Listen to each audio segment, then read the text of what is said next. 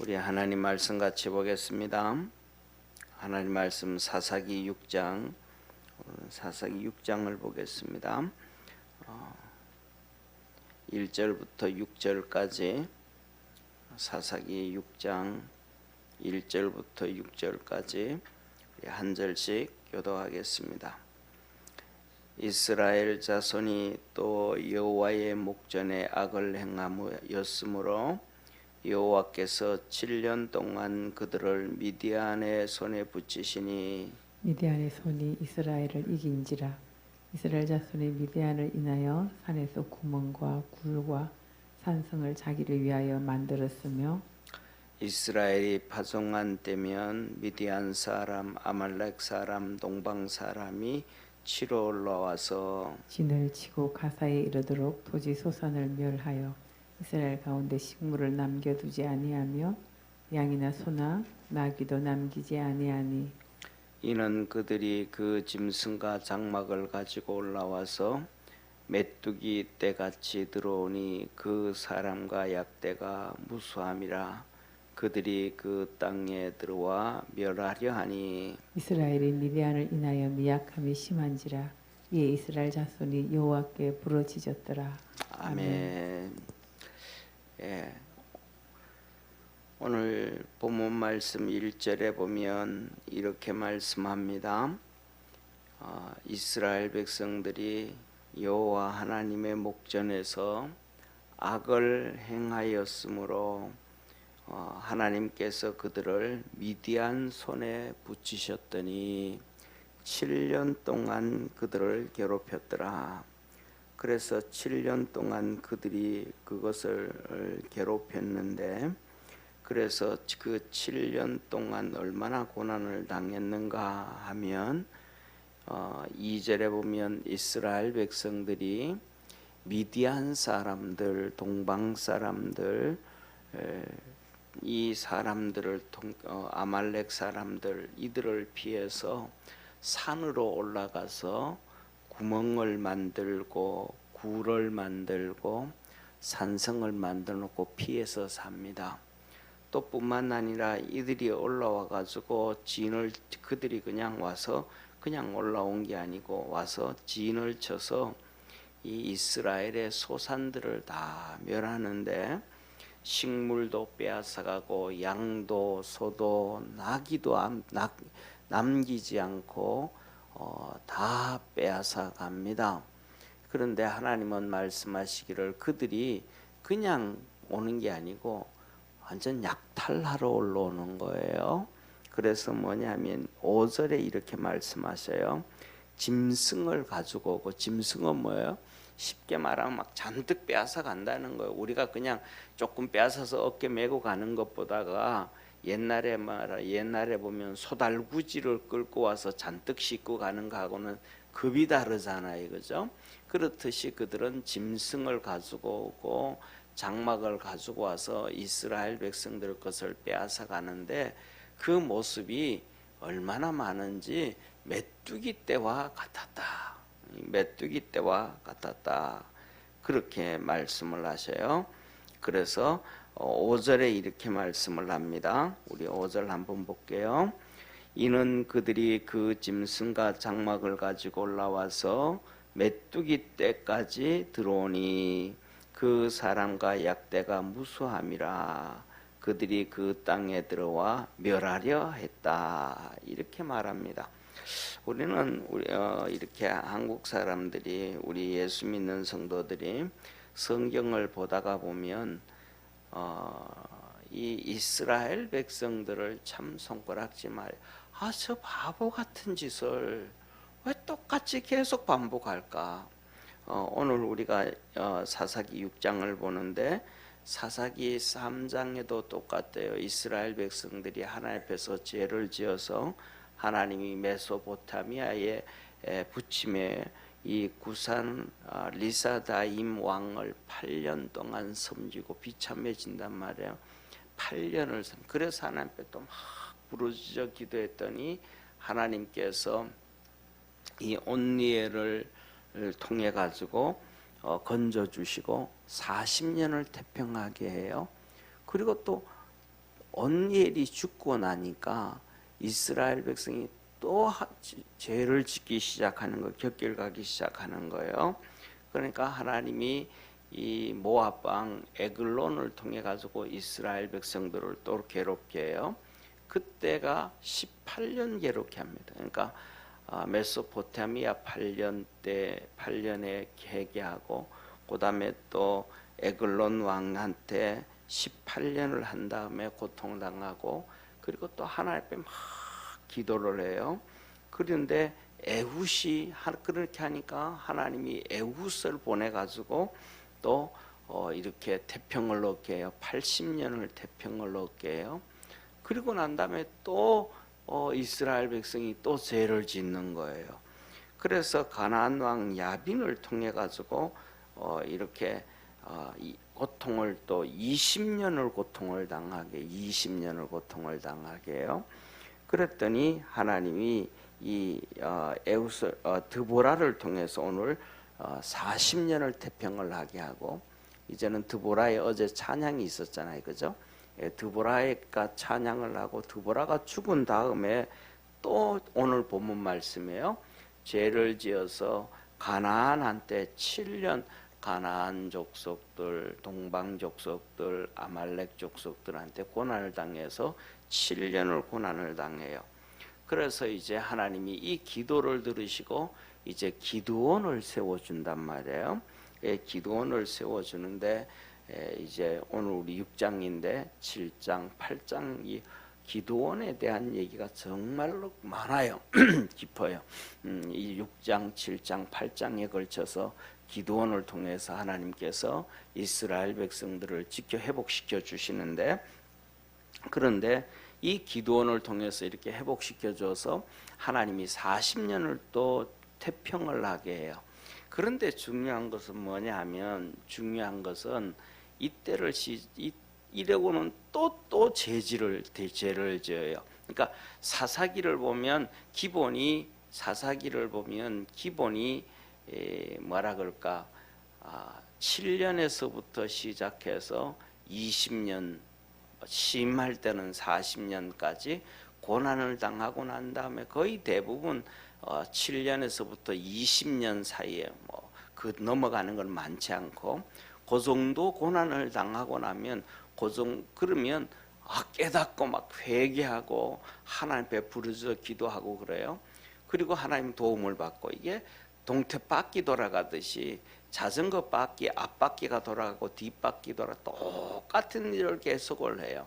사사기 한 400~500년 동안. 그러면 이스라엘 백성들이 그러한 바보 같은 짓을 사사기 400~500년만 하느냐? 안 그래요. 이게 뭐냐면 이스라엘 역사 전체예요. 그 다음에 이 사사기 시대가 지나고 나면 이제는 왕정시대잖아요. 사사기 지나고 왕정시대. 하나님께 이스라엘 백성이 하나님 앞에 하나님 이제 우리도 이거 이렇게 하다 보니까 너무 힘듭니다. 우리를 꾸준하게 다스릴 수 있는 왕을 주십시오 라고 한단 말이에요. 그런데 하나님 그건 안 된다. 그렇게 하면 너희들이 더 고생하고 너희들이 더 어려움 당하고 더 비참해진다 그래요. 그런데 이스라엘 백성들은 하나님의 말씀 절대로 안 들어요. 이게 사람의 구조가 그런 것 같아요. 그래서 아닙니다. 하나님 우리에게 왕을 주십시오 하면서 막 몸부림을 칩니다. 금식을 3일까지 해요. 그랬더니 하나님이 알았다 하고 주시는 것이 뭐냐면 이 왕이 되기 전에는 겸손했던 사울 왕을 주신단 말이에요. 근데 사울 왕 40년 그 다음에 두 번째는 다윗 왕 40년이라 그러지만 사실은 다윗 왕 이 30년이에요. 33년이에요. 왜냐하면 다윗이 왕이 되고 난 다음에도 7년은 유다 족속들만 왕이 돼요. 헤브론에서 유다 지파의 왕이 7년 하고 난 다음에 이스라엘 왕 전체가 되어지기 때문에 그런 거 보면 한 33년이에요. 그 다음에 또 솔로몬 왕 40년. 그 다음에는 그렇게 딱 끝나고 난 다음에는 정말로 하나님이 말씀하신 대로 그렇게 그대로 되는 거예요. 이 솔로몬 왕이 죽은 다음에는 우리나라가 남북으로 갈라졌던 것처럼 이스라엘도 남북으로 갈라진단 말이 쉽게 말하면. 근데 북이스라엘인 그때부터 이 여로보암부터 시작해서 북이스라엘이 망할 때까지 단 한 번도 선한 왕이 안 나와요. 북이스라엘에. 쉽게 말하면 지금 북한하고 똑같아요. 김일성이, 김정일이, 김정은이 이어서 계속 악하잖아요. 똑같아. 그렇게 엄청나게 망해버려요. 그렇게 똑같이 북이스라엘이 똑같이 그렇게 악한 것을 망하는 것을 보면서도 남쪽 유다는 바뀌어야 되잖아요. 그렇게 되면. 근데 그것을 보면서도 남쪽 유다가 바뀌지를 않아요. 하나님이 선한 왕을 보내주고 뭐 해주고 하는데 우리나라는 김영삼 정부부터 시작해서 민족이 우선이다 그러면서 떠들었단 말이에요. 그 밑에는 이 뭐라 그럴까 한한상이라는 분이 있어가지고 그랬단 말이에요. 그런 것처럼 남쪽에도 하나님께서 어마어마하게 복을 준 여호사밧 왕이 있는데 그 왕이 우리 민족끼리라고 같이 해야 해요. 그래가지고 며느리를 북이스라엘의 가장 악한 왕이었던 아합 왕의 딸을 데려와 이세벨의 딸을 데려와요. 그래서 나중에 그로 인해 가지고 이스라엘의 다윗 왕가가 완전 초토화가 돼 버려요. 비참해져 버려요. 그런데 그 왕들의 그 역사들 보면 똑같아요. 지금 사사기 보다가 왕정 시대 가면 더 심할 정도로 하나님 앞에 어려움 당하고 고난을 당한단 말이에요. 이것을 보면서 우리 뭐라 그럴까 한국 사람들 우리 성도들은 성경을 좀 알고 믿음 보는 사람들 보면 야 어떻게 저 바보같이 저럴 수 있을까. 더 나아가서는 예수님께서 이 땅에 오셨잖아요. 하나님의 아들로 말씀이 육신이 되어 우리 가운데 가슴에 우리가 그 영광을 보니 독생자의 영광이요 은혜와 진리가 충만하더라. 그런데 그가 세상에 왔는데 그 예수님의 빛이신데 사람에게 비치는 생명의 빛인데 이 세례 요한이 예수님을 증거한단 말이에요. 그때 요한복음 1장에 그는 빛이 아니요 빛에 대하여 증거하러 온 자라. 세례 요한이 예수님을 준 빛에 대해서 생명에 대해서 증거해요. 그런데 아무도 그의 말을 듣지 않는 거예요. 그래서 1장 12절에 그렇게 말씀하죠. 영접하는 자 곧 그 이름을 믿는 자에게 하나님의 자녀가 되는 권세를 주셨다. 예수님을 믿으면 그렇게 해주셨다. 그런데도 안 믿었다. 더 나아가서 그 이어서 13절 14절에 이어서 좀 전에 말씀드린 것처럼 말씀이 육신이 되어 우리 가운데 가슴에 우리가 그 영광을 보니 독생자의 영광이요 은혜와 진리가 충만했다라고 하는 거예요. 이것을 보면서 우리는 그래 저 바보 같은 유대인들 믿어버리면 될 텐데 왜 안 믿을까? 예수님을 따라가면 될 텐데 왜 안 따라갈까? 저 바보 같은 사람들이 왜 예수님을 안 따라가고 바리새인들 사두개인들을 따라가 가지고 예수님은 죽여라 죽여라 하고 바라바는 그 강도는 살려내라 살려내라 그럴까? 그리고는 그 비참하게 2000년 동안 나라 없이 그렇게 고난을 당하다가도 다시 나라가 세워졌는데도 아직도 예수님을 믿지도 않고 유대교에 믿고 그리고 그 유대인들을 보면 그 바보같이 유대의 교를 보면 바보같이 야 너희들 절대로 이사야서 53장 읽지 마. 구약 성경을 들고 있는 유대인들을 보고도 그 랍비들이 이사야서 53장은 읽지 말라고 그리고 신약 성경은 읽지 말라고 왜 이사야서 53장을 딱 읽고 신약 성경을 보면 예수 그리스도가 그냥 자연적으로 연결되어지니까. 그런데 그거 아니 자기들이 가지고 있는 성경책이잖아요. 근데 그걸 읽지 말라는 거 53장. 그럼 그 유대인들이 다 안 읽어요 또. 그래서 유대인들 중에서 기독교로 개종한 사람들을 보고 메시아닉주라 그런단 말이에요. 그러니까 메시아를 믿는 사람들, 예수 개종한 사람들이란 말이에요. 이 돌아온 사람들이 특징이 특징이 하나인데 그게 뭐냐면 이사야서 53장과 신약 성경을 접한 사람들이에요. 그러니까 그들이 독실한 유대교인인데도 불구하고 이사야서 53장을 읽고 신약 성경을 봤더니 이사야 53장의 메시아는 신약의 예수님인 거예요. 그냥 이게 연결되어지는 거예요. 오른팔과 왼팔이 하나인 것처럼 그냥 그렇게 연결되는 거예요. 그런데 그게 따라가요. 그 인류 역사, 이스라엘의 역사 3,500년을 보면서 저 바보 저 바보 저 바보 우리는 그런단 말이에요. 그런데 사실은 뭐냐면 우리나라를 우리 민족을 본문 말씀을 보면서 이런 것들을 전체를 보면서 우리 민족을 대한민국 민족을 보면 이렇게 보면 우리는 그들보다 훨씬 더 바보스러운 거예요. 그런데 더 중요한 것 중에 하나는 뭐냐면 하나님은 이스라엘 백성을 아브라함의 후손이라고 해가지고 선택했다고 선민이라고 사랑하고 축복해주고 지켜줬는데 그리고 복을 주셨는데 제가 개인적으로 볼 때는 하나님은 이스라엘 백성들은 오실 예수님 그러니까 초림하실 예수님에 대해서 준비된 백성이라고 한다 그러면 어쩌면 우리 한국 사람들은 다시 오실 재림하실 예수님을 위해서 준비해 놓은 민족이 아닌가 그런 생각을 해요. 그래서 하나님께서 이스라엘 백성들보다가도 우리를 몇 배나 더 사랑하고 지키시고 축복하시는 것 같습니다. 왜냐하면 우리 한국 사람들은 우리 한국 사람뿐만 아니라 우리 기독교인들은 하나님을 믿는 우리 기독교인들은 하나님을 믿는 유대인들보다가 훨씬 더 많이 바보스럽고 멍청해요.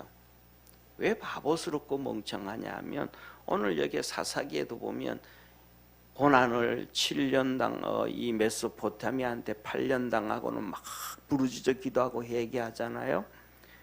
그리고 그 다음에 이 모압왕 에글론한테도 18년 고난 당하고는 막 하나님 앞에 몸부림치고 기도하잖아요. 그리고 또 야빈 왕 같은 경우에서는 가나안 왕한테 20년 고난 당하고 막 하나님 앞에 부르짖어 기도했단 말이에요. 그리고 이제 오늘 미디안에 당할 때는 7년 고난 당하고 막 하나님 앞에 기도하거든요.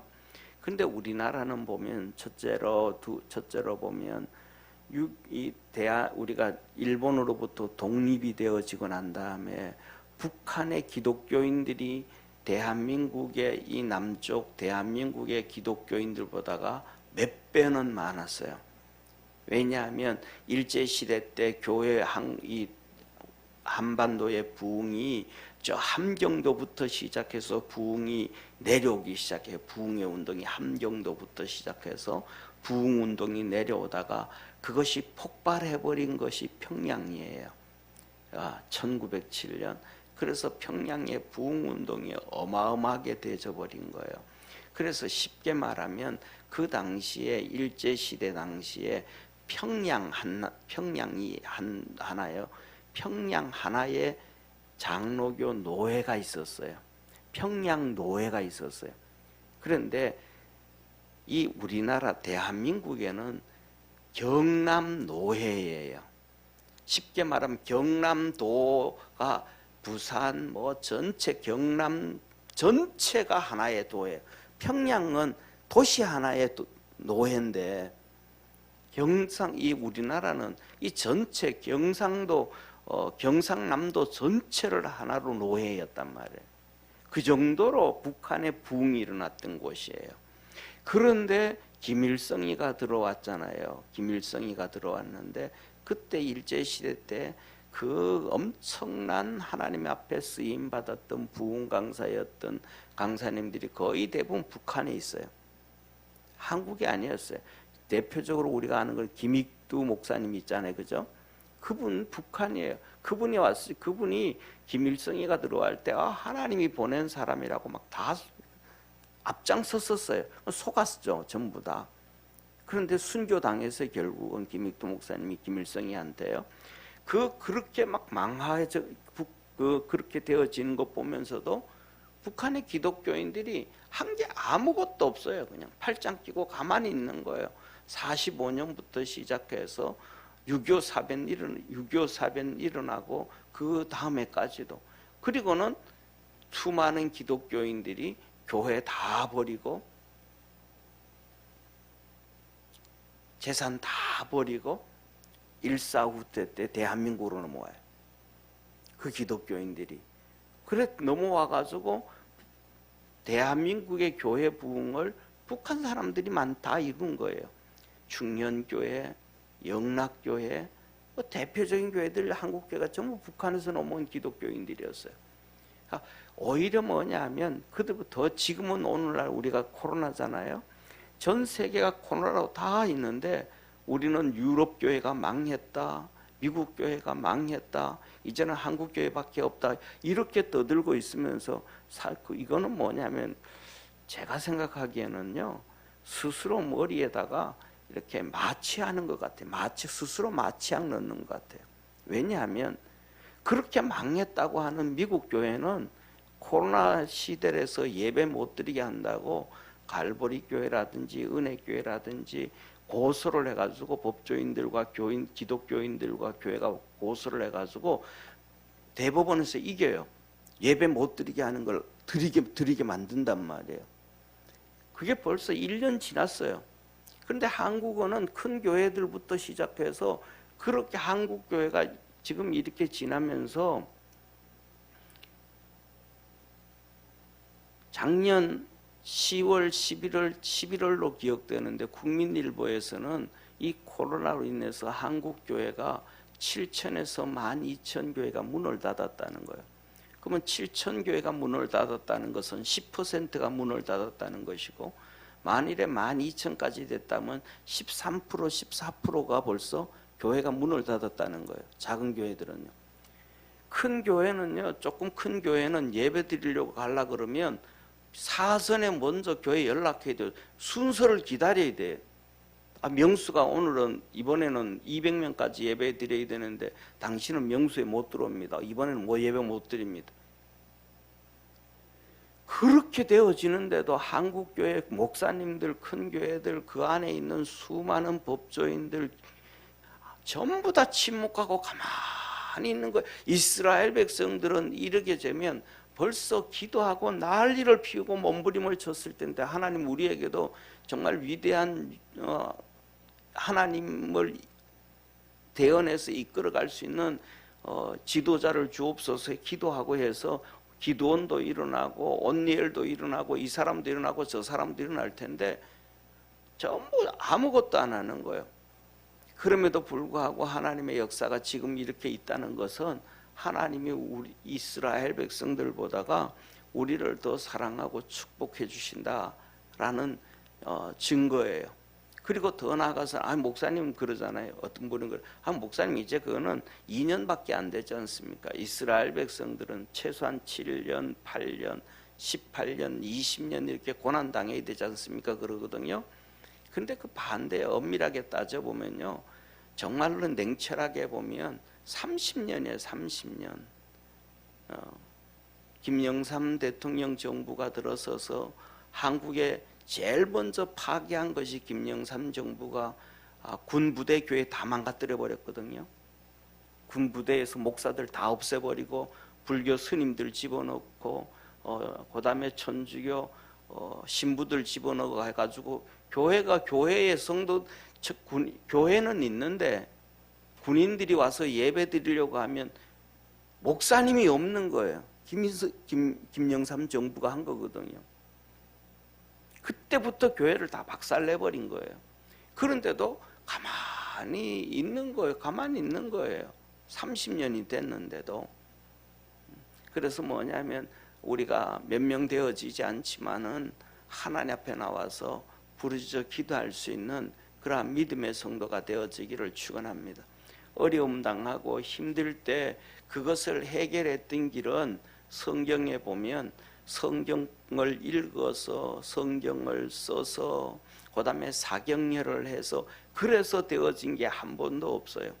뭐냐 하면 하나님 앞에 부르짖어 기도할 때 그 모든 일들이 해결되어졌습니다. 이스라엘 나라가 어려울 때도 기도하고 몸부림쳐서 하나님 앞에 부르짖어서 해결했고 개인의 삶도 하나님 앞에 부르짖어서 해결했고 사회의 문제도 부르짖어서 기도했고 이 기도를 먼저 살리고 그다음에 두 번째 그 하나님의 말씀에 따라서 용기를 내어서 일어서야 된다라는 사실이에요.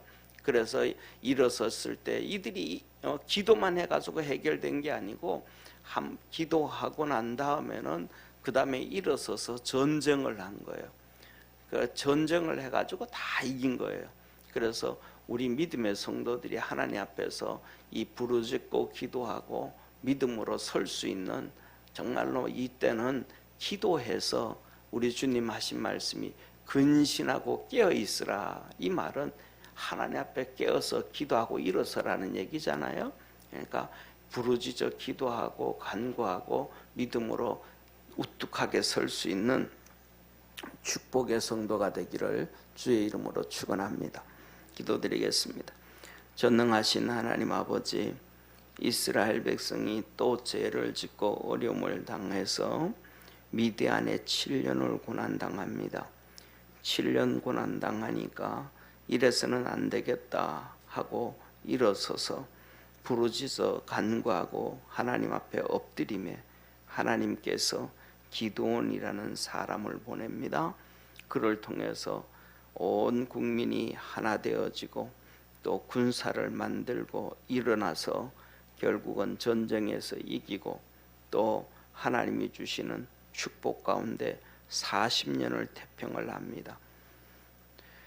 우리 믿음의 성도들, 또 한국교회가 지금 많은 어려움 가운데 있는데 우리 믿음의 성도들이 기도하며 일어서게 도와주옵시고, 그래서 또 하나님이 주시는 축복을 우리 자손들에게 후손들에게 물려줄 수 있는 믿음의 부모들 되게 도와주옵소서. 그냥 먹고 사는 육신의 부모로서 육신의 자녀들에게 돈을 물려주는 것으로 끝나는 것이 아니라 정말로 하나님이 주신 축복을 물려줄 수 있는 부모들이 되어지게 도와주옵소서.